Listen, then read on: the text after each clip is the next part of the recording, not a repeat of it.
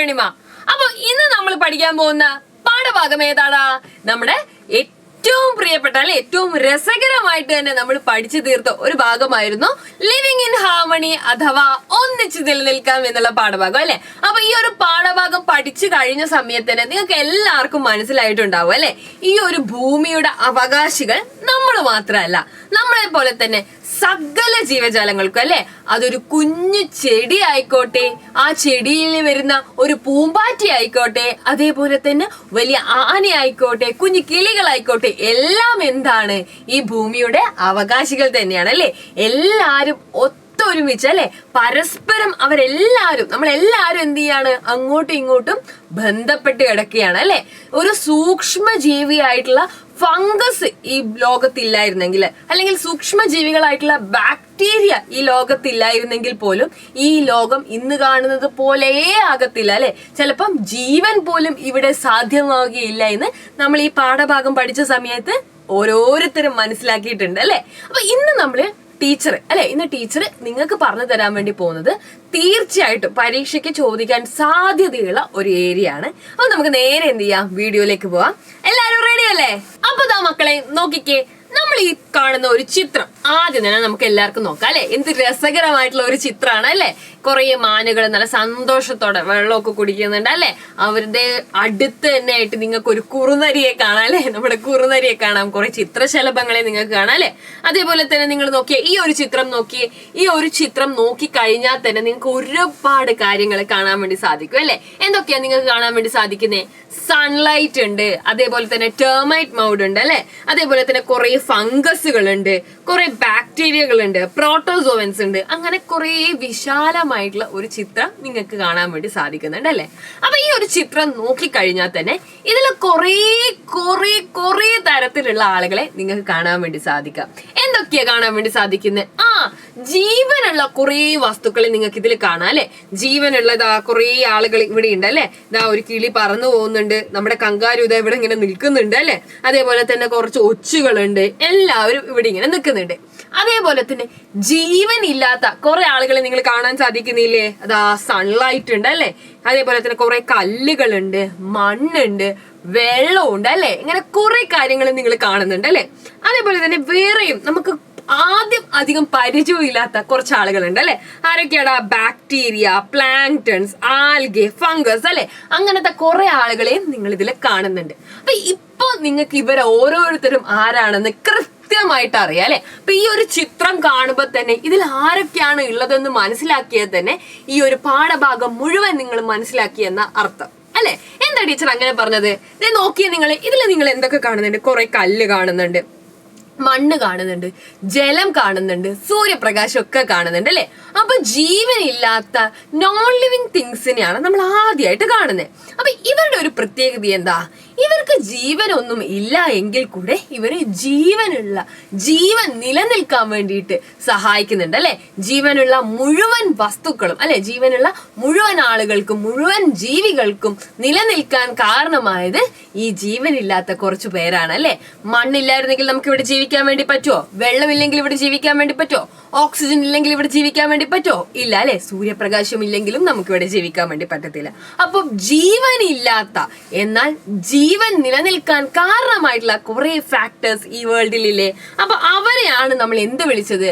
Abiotic factors അല്ലെ, അജീവിയ ഘടകങ്ങൾ എന്ന് വിളിച്ചത്. പരീക്ഷയ്ക്ക് ചോദിക്കാൻ സാധ്യതയുള്ള ഒരു ചോദ്യം കൂടിയാണ്, എന്താണ് അജീവിയ ഘടകങ്ങൾ അല്ലെ. അപ്പൊ എന്താടാ? These are the non living components of the ecosystem അല്ലെ. Non living components of ecosystem ആണ് നമ്മളിപ്പോ കണ്ടത്. ക്ലിയർ അല്ലേ? അപ്പൊ ഇനി നമുക്ക് ജീവനുള്ള ആളുകളെ കൂടെ ഒന്ന് പരിചയപ്പെട്ടാലോ. അപ്പൊ ജീവനുള്ള ബയോട്ടിക് ഫാക്ടേഴ്സ് ഉണ്ട് അല്ലെ. എന്താ ഈ ബയോട്ടിക് ഫാക്ടേഴ്സ് അഥവാ ജീവീയ ഘടകങ്ങൾ എന്ന് പറഞ്ഞു കഴിഞ്ഞാൽ? Biotic factors are the living component of the ecosystem and the activities അല്ലെ. എക്കോസിസ്റ്റവും അവരുടെ ആക്ടിവിറ്റീസും അല്ലെ, ഇതിനെയാണ് നമ്മൾ എന്ത് പറയാ? ബയോട്ടിക് ഫാക്ടേഴ്സ് എന്ന് പറയാ അല്ലെ. അപ്പൊ ആരൊക്കെ വരും അതിൻ്റെ അകത്ത്? പ്ലാന്റ്സ് വരും, ആനിമൽസ് വരും, ബേർഡ്സ് വരും അല്ലെ. എല്ലാരും എന്തിൽ പെടും? ബയോട്ടിക് ഫാക്ടേഴ്സ് അല്ലെ. ഒന്നും കൂടെ നോക്കിക്കേ എല്ലാരും, ജീവിയ ഘടകങ്ങൾ അല്ലെ, ജീവൻ നിലനിൽക്കുള്ള അല്ലെങ്കിൽ ജീവനുള്ള ആളുകൾ ഇക്കോസിസ്റ്റത്തിലെ അവരാണ് എന്ത്? ബയോട്ടിക് ഫാക്ടേഴ്സ് അല്ലെ. അവര് ലിവിങ് കമ്പോണൻസ് ആയിരിക്കും എന്ന് ആരും എന്ത് ചെയ്യണ്ട, ഇനി മറക്കണ്ട. അതേപോലെ തന്നെ നമ്മൾ ഇവിടെ വേറെ കുറച്ച് ആളുകളെ കണ്ടല്ലോ, പ്രോട്ടോസോവൻസ്, ബാക്ടീരിയ, പ്ലാങ്ക്ടൺസ്, അല്ലെ, ഫംഗസ് എന്നൊക്കെ പറഞ്ഞിട്ട്. ഇവരൊക്കെ ആരാണ്? ഇവരൊക്കെ എക്കോസിസ്റ്റത്തിലെ സൂക്ഷ്മമായിട്ടുള്ള ജീവികളാണ്, അല്ലെ. അതേപോലെ ഈ എക്കോസിസ്റ്റത്തിൽ ജീവൻ നിലനിൽക്കാൻ കാരണമായിട്ടുള്ള മറ്റൊരു പ്രധാനപ്പെട്ട ആളുകൾ ഉണ്ടല്ലോ. ആരാണ് അവർ? നമ്മുടെ ഡീകമ്പോസേഴ്സ്, അല്ലെ. അപ്പൊ മക്കളെ, ആരാണ് ഈ ഡീകമ്പോസേഴ്സ്? ഇതാ നോക്കിയേ നിങ്ങള്, ജൈവാവശിഷ്ടങ്ങളെ വിഘടിപ്പിച്ച് മണ്ണിനോട് ചേർക്കുന്ന, അല്ലെ, ജൈവാവശിഷ്ടങ്ങളെ വിഘടിപ്പിച്ചതിന് ശേഷം മണ്ണിനോട് ചേർക്കുന്ന ബാക്ടീരിയ, ഫംഗസ് മുതലായ ആളുകളെയാണ് നമ്മൾ എന്ത് വിളിക്കാറ്?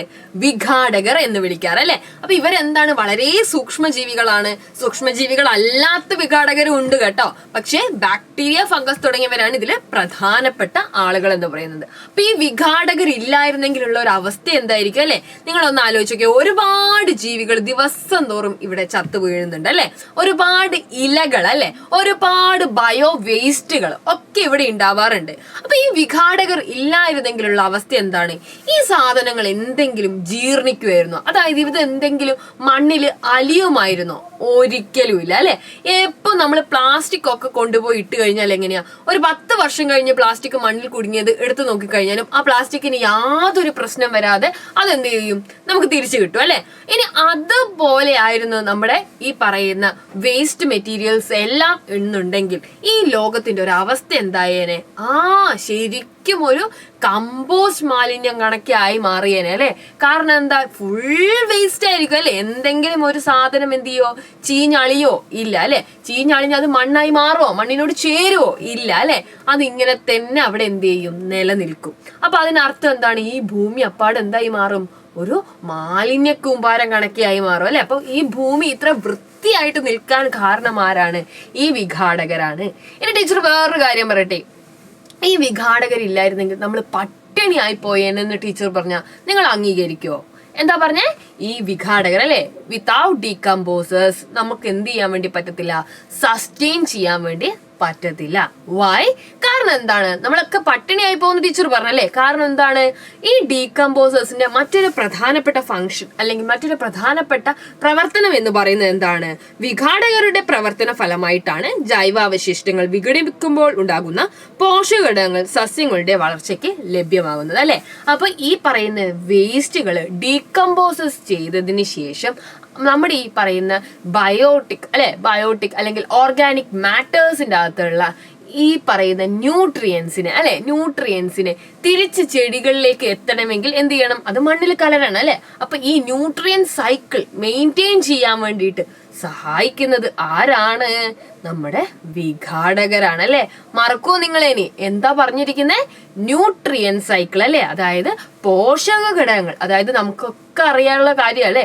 ഈ പറയുന്ന ഓർഗാനിക് മാറ്റർ അഥവാ ജീവനുള്ള വസ്തുക്കളിൽ ഒരുപാട് മൂലകങ്ങളൊക്കെ ഇല്ലേ? എന്തൊക്കെയുണ്ട്? ഒരുപാട് കാൽസ്യം ഉണ്ട്, അതേപോലെ തന്നെ എന്തുണ്ട്? നൈട്രജൻ ഉണ്ട്. ഇങ്ങനത്തെ പല തരത്തിലുള്ള മൂലകങ്ങൾ നമ്മുടെ ശരീരത്തിലില്ലേ?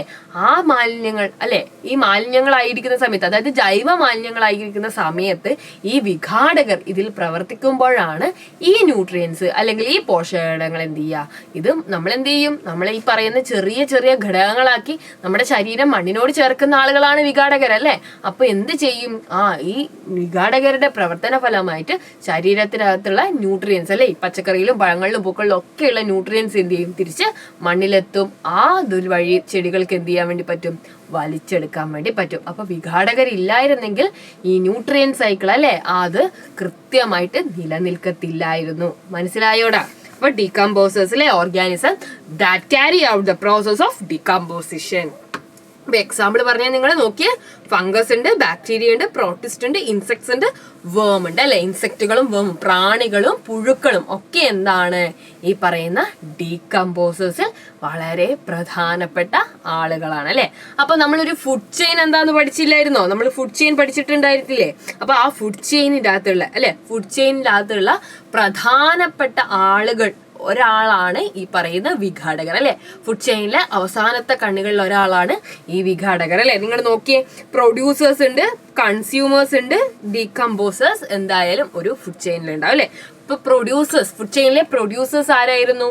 ഉൽപാദകർ ആരായിരുന്നു? സ്വന്തമായിട്ട് ആഹാരം നിർമ്മിക്കാൻ പറ്റുന്ന ഹരിത സസ്യങ്ങളെയാണ് നമ്മൾ പ്രൊഡ്യൂസേഴ്സ് എന്ന് വിളിച്ചത് അല്ലെ, ഉൽപാദകർ എന്ന് പറയുന്നത്. അതായത് സ്വന്തമായിട്ട് ഭക്ഷണം ഉണ്ടാക്കാൻ വേണ്ടി പറ്റും. എന്തിൽ നിന്ന്?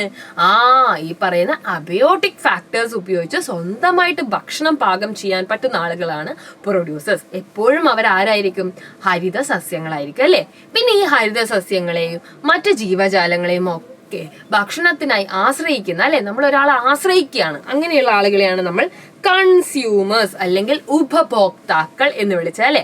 എന്താ വിളിച്ചത്? കൺസ്യൂമേഴ്സ് അഥവാ ഉപഭോക്താക്കൾ. അപ്പൊ ഉപഭോക്താക്കൾ എപ്പോഴും ആരായിരിക്കും? ജീവികളായിരിക്കും അല്ലെ, പക്ഷികളും മൃഗങ്ങളും ഒക്കെ ആയിരിക്കും ഈ ഉപഭോക്താക്കൾ എന്ന് പറയുന്നത്. അപ്പൊ അടുത്ത ആള് നോക്കിയേ, അത് ഡീകമ്പോസേഴ്സ് ആണ് അല്ലെ. അതായത് നമ്മൾ മരിച്ചു കഴിഞ്ഞാൽ അല്ലെ, ഓർഗാനിസംസ് ഒക്കെ മരിച്ചു കഴിഞ്ഞാൽ ഈ പറയുന്ന വലിയ ശരീരമായിരിക്കും പല ഓർഗാനിസത്തിനും ഉണ്ടാവുക അല്ലെ. നമ്മൾ കുഴിച്ചിടുന്ന സമയത്ത് എല്ലാം വലുതായിരിക്കും, പക്ഷെ കുറച്ചു കാലം കഴിയുമ്പോഴത്തേക്ക് എന്താണ്, അതൊക്കെ എന്തായിട്ടുണ്ടാവും? മണ്ണ് പോലെ ആയിട്ടുണ്ടാവും അല്ലെ. അങ്ങനെ ഈ പറയുന്ന ഓർഗാനിസത്തിന്റെ അല്ലെങ്കിൽ ഓർഗാനിക് മാറ്ററിനെ ഡീകേ ചെയ്യാൻ ഹെൽപ്പ് ചെയ്യുന്ന ആളുകളാണ് ഡീകമ്പോസേഴ്സ് അഥവാ വിഘാടകർ അല്ലെ. വിഘടിപ്പിക്കുന്ന ആളുകൾ, ശരീരത്തെ അല്ലെ, ഓർഗാനിസത്തിന്റെ ജീവനുള്ള വസ്തുക്കൾ മരിച്ചു കഴിയുമ്പോൾ അതിനെ വിഘടിപ്പിച്ച് മണ്ണിനോട് ചേർക്കുന്ന ആളുകളാണ് വിഘാടകർ എന്ന് പറയുന്നത് അല്ലെ. അപ്പൊ ഈ വിഘാടകരും എന്താണ്? ഫുഡ് ചെയിനിലെ കണ്ണിയാണ്. അപ്പൊ വളരെ ഇമ്പോർട്ടന്റ് ആയിട്ടുള്ള ഒരുപാട് കാര്യങ്ങൾ നമ്മൾ കുറച്ച് സമയം കൊണ്ട് ഈ ഒരു വീഡിയോയിൽ ഡിസ്കസ് ചെയ്തിട്ടുണ്ട്. അപ്പൊ ഇതൊരു റിവിഷൻ ആയിട്ട് നിങ്ങൾ കാണാൻ നമ്മൾ നല്ല അടിപൊളിയായിട്ട് തന്നെ ഇതിന്റെ ക്ലാസ്സസ് ഒക്കെ നിങ്ങൾ കേട്ടിട്ടുണ്ടാവും. ഇനി കേൾക്കാത്തവരുണ്ടെങ്കിൽ നമ്മുടെ ലൈവ് സെക്ഷനിലുണ്ട്.